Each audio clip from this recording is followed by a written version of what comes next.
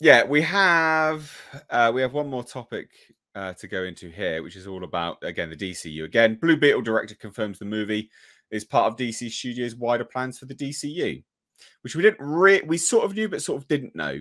You know, it was kind of up in the air because they said James Gunn implied that the DCU kicks off with Superman Legacy, didn't he? Basically, Yeah.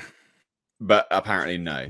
That's a misleading title, though, because I know I watched the interview they're taking this from. No, his specific words were Blue Beetle is the first character in the new DCU, but Superman Legacy is the first movie. Now, how else can you interpret that other than basically if Blue Beetle does well and or we want to bring the character back and I want to use Xolo to play the character, that's going to happen. But if I decide I want to change anything as far as canon that happens in that movie, tough shit. Because after that point, once, and I've been telling people this for the longest time, Superman Lives is a flat out reboot of the DCU. We're going to have almost a year and a half or better between the last DC movie and when that movie comes out. And like I just pointed out in the chat, the Batman 2, I don't know if you've heard anything, Mr. H, but I've heard they barely just got in under the gun with the Penguin. And I've been hearing for a long time that the Batman 2 is predicated. No, I heard it actually got pulled off. They got the filming pulled off, I heard, from somebody close to the production. Oh, okay. But the Batman 2, I heard, was predicated on how well that played out on HBO Max regardless. That's also been delayed again. So if you look at it this way, by the time we get to the next Batman movie, if the Batman 2 gets canceled, it will have been 3-4 years since we've had a Batman movie and stuff. So they might need this break after this in general. And Marvel's going to have a little bit of a break too, because there's a patch where they don't have any movies after I think what was it, the last one, Captain America 4, that was the last one done with Falcon. I think it was the last one done. If not, somebody correct me in the chat or on the panel here. There's a new one with they're Falcon in the middle of shooting. They're in the middle of shooting Thunderbolts, but that's going to get delayed, I think. I think it's shut down already. Yeah, I'm not looking forward to that Captain America 4 at all. I don't think anybody is. But anyway, sorry, I got a little off track there. But yeah. No. Well, I mean, I think the gap between I think the gap between the old DC and the new DC is a good thing. I think have as far a gap between this stuff, so you sort of wash people's taste, the bad taste out of their mouth. I mean, the stuff that he says, like obviously. You sort of said some of it as well. He says, we're part of the universe. We're part of the world. We're part of the plans that they have been creating for the future installments of the DCU, but we're not tied to all the films from the past. I mean, that's so bizarre and intentionally vague, isn't it? I guess it goes with what you were saying. Yes, our movie lives in the world where superheroes exist, but that doesn't mean that a certain event or certain alliance or certain things from the past dictate where our films is going. And so you had him down as basically saying, reiterate it again, Tom? He said Blue Beetle is the first character in the new DCU, but Superman Legacy is the first movie in the new DCU. That doesn't make any sense then. No, I know, it's wishy-washy politic talks. Yeah. God. Or however you want to call it. Yeah. Waffling, whatever. Yeah. It's just well, you know what though, don't you, right?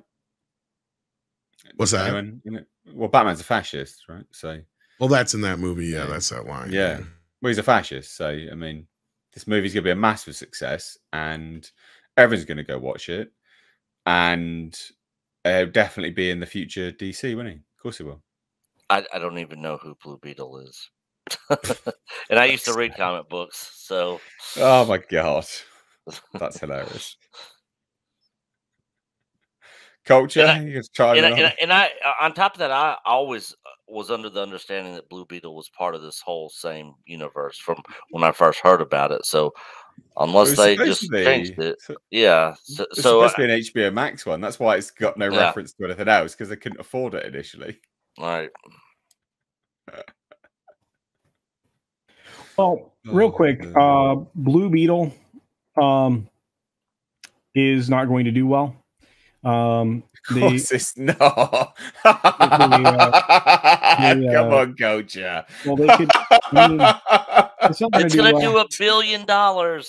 It's not going to do well. Culture, come on. The beauty of the Blue Beetle movie is, we said earlier, is it doesn't have to do a shit ton, right? It only costs, I think, $100 million to make. 90 million. 90 million to make, something like that. Wow. Okay. Yeah. It was set up for HBO Max, Nick.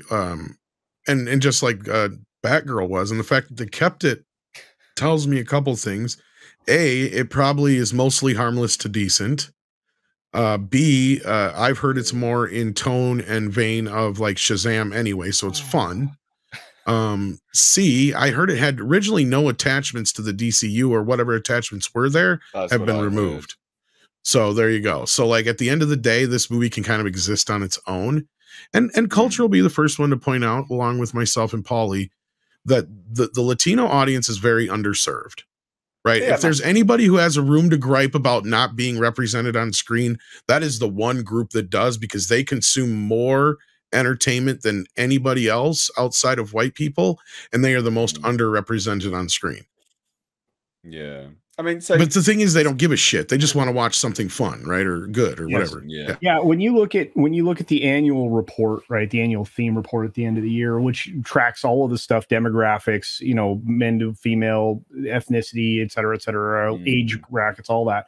When you look at that at the end of the year, it actually breaks it down that almost every cinema of the top 10 films, let's say, almost every single cinema performance that you could have during a given year is over-indexed with Latino audience members by well over their... Or Latin, I think we should say, I think, is because Latino would mean male, I think. But yeah.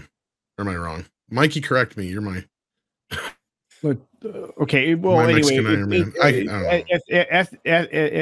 ethnicity wise, the Latin audience over indexes. Do better. Yeah, sure. Over indexes substantially in comparison to their actual demographic numbers, and they are critically underrepresented in film. And even when they try to put a Latin character in play, oftentimes it's not. It's something mixed with that race. It's never an actual just Latin character. So they really do a very poor job in representation when it comes to that demographic. Or it's Michael Pena. Yeah, exactly. Which, I mean, I guess that's two minorities in one, though. I mean, you get Michael Pena plus Scientology. Well, I will say I had heard good things about this. Like, I think I did like a test screening reaction video. Not my reaction, a source's reaction to this as well. And they said it was decent, but I just don't think it's going to do, like, I wasn't mocking you, Culture, but as I laughed at your statement, the obvious statement of this isn't going to do well, I'm like, yeah, fucking, of course it's not. No, like, I still don't think it's going to do very well. Regardless, it's the only one that's kind of a wild card, though, if you think about it. It is. And if it was done for under $100 million, yep. I mean, yeah, but look at the Flash. Blue Beetle's even less. The Flash has went up on Blue Beetle.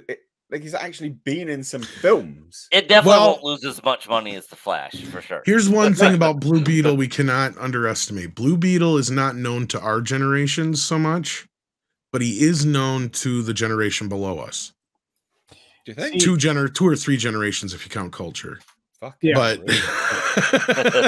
all right, no, I stand corrected, right? Because he is in a bunch of the Justice League cartoons and stuff like that. So sorry, go ahead. No, I'm going to stand corrected. You might be right, because the official trailer has 24 million views on YouTube.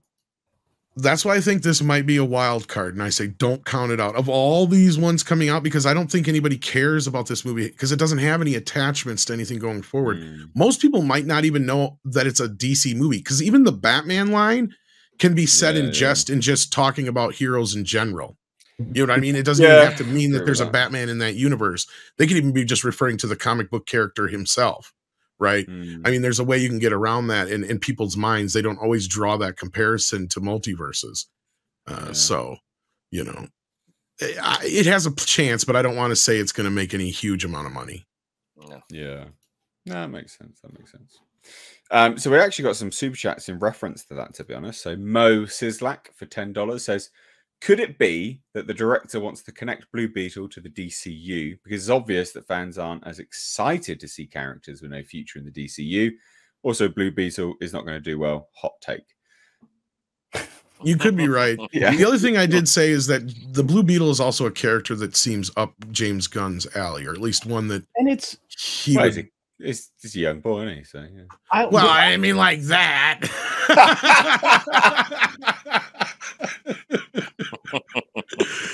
I meant like the fact that he's, you know, a lesser known kind of an oddball character, a little bit more of a humorous character in some respects. It's kind of in that vein. Yeah, I'll agree with that.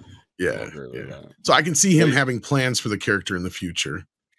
But this is a very good comment, saying that the director wants to at least give the illusion, the allure that this character is actually connected in some way tangentially. So being very political about it. I think that's a very smart comment there, Mo. I can agree that that is actually. I think you got a legitimate point there. I think that could be the case for sure. Well, and again, I mean, this is the character that this is one of the ones I wanted to do well. So I'm hoping the film does good. I don't think it's going to, but if it makes, and here's the numbers, kids, if it makes $270 million plus, if it makes $300 million, it's a profitable film. Which DC hasn't had one for a while. Been a minute. Almost honestly, they'd be better off to not connect it to this. Wouldn't you think, Culture? Yeah, so that it rolls forward, right? Just so like it's just its own thing.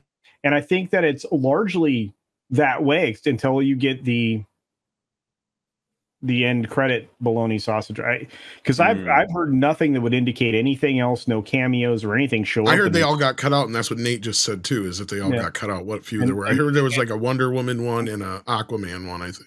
And I like I said, from what I'd heard, and obviously you guys are confirming it, that it's just those don't exist anymore. And if that's the case, if that really is the case, and it's not connected to any of this other stuff, this film has a chance, you know, and again, it's not going to make $1 billion, but it could, you know, it's not going to do well. I wouldn't put it past them to have some random credit scene with Aquaman and Blue Beetle meeting up for no good fucking reason, though, just to say, because we know Aquaman 2 is coming next. Watch them have some stupid thing like that there, but like, because I like Solo, right? I mean. Yeah, I think that, well, Paulie and I, when we first heard about they were thinking about doing a Blue Beetle movie, we said, well, he's the perfect kid to be playing this role. And it was like, we willed it into existence. You did. We had nothing to go off of, right? We were just going through, we went through several actors, but he was the one we both keyed in on. And we're like, that's the guy. That's the kid right there. Him. They should get him.